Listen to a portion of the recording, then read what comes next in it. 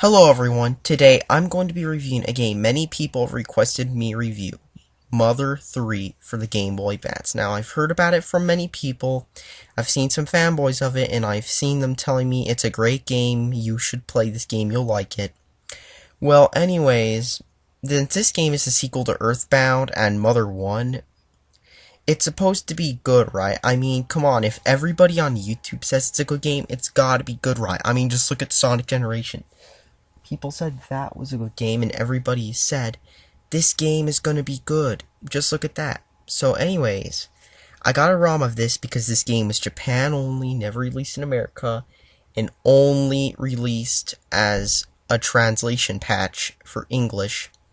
So I downloaded it, played it, and I hate to say it, but this game is bad. I mean, the game just isn't that great. So why isn't the game that great, you may ask? Well, let me just start it off already. The first thing you'll notice when you start the game is that you can name your guy anything you want. You know how in Oregon Trail it was fun to name your characters random stuff just so that you could put your friends in there and have them die of chloria or from the wagon tipping?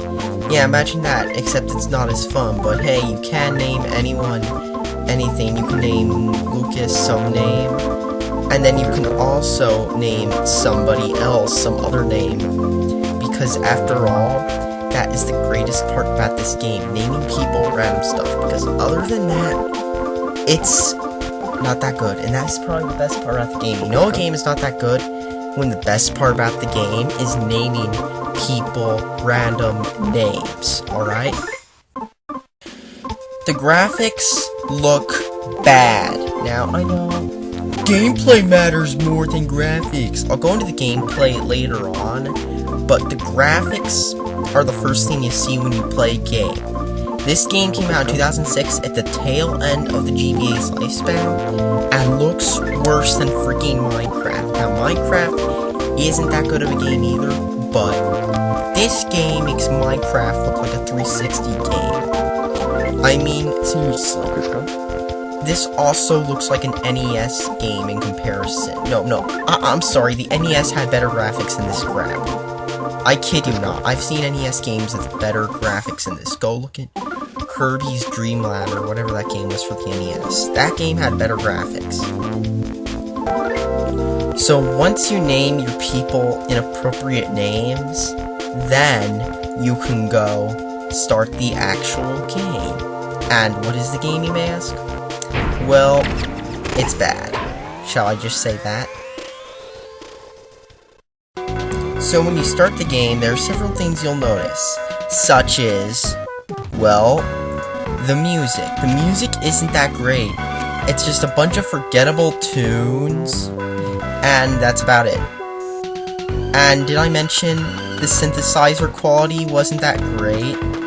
It sounds pretty meh-ish. Yeah, I know this is a GBA game, but I've heard better synths in other games. I mean, just look at, like, Pokemon Ruby Sapphire. Those games had much better music, more memorable, and more ear-pleasing. The controls are also not that great.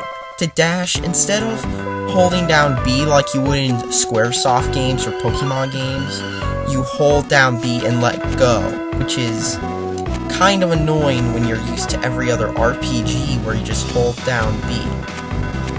Oh yeah, and for the battle system, you know how in some better RPGs you can just bump into enemies and it starts a battle? Yeah, that's what this game does. Oh yeah. First thing you'll notice, plagiarized music. Woohoo, they just copied the 60s Batman theme. Second off, well, the battle system is just you mashing A over and over again. And if you get killed, it's because the game's battle system isn't that great. And the graphics have, like, no animation whatsoever. I mean, you know how Pokemon Ruby and Sapphire were kind of notorious for having little animation? Those games had more animation than this, and at least they had an excuse because they came out in 2003. And yeah, this battle system is just generic RPG battle system, but with crappy graphics that look like a freaking crappy graphics. Yeah. I've already mentioned about the graphics.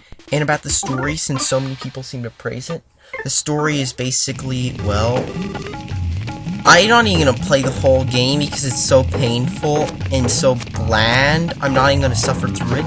But I went on Wikipedia and the plot is blah blah blah consumerism, blah blah blah freaking porky enemy, blah blah blah this. And I look up the freaking ending and you play all that game just to see some emo kid freaking kill himself, man. Blah blah blah. Yeah, that's what you play the game, and then the ending involves a world re-destroying, rebuilding, or some shit like that. So cliche. In fact, I just looked up the ending on YouTube, and I'm not even gonna play the whole game because it's just that painful. I mean, the battle system isn't that great, and yeah, don't buy this game. Go buy a better RPG like Chrono Trigger, Chrono Cross, Final Fantasy VI. So many better RPGs you could be blowing your money on. Don't blow your money on this, or even better, blow your money on like a Western RPG. There are tons of good Western RPGs too that are more entertaining than this, like Morrowind, Mass Effect, Fable, you know, so many better RPGs. You could be playing those instead of this. Save your money. Because after all, your wallet will thank you. And so will the record labels who had their music plagiarized.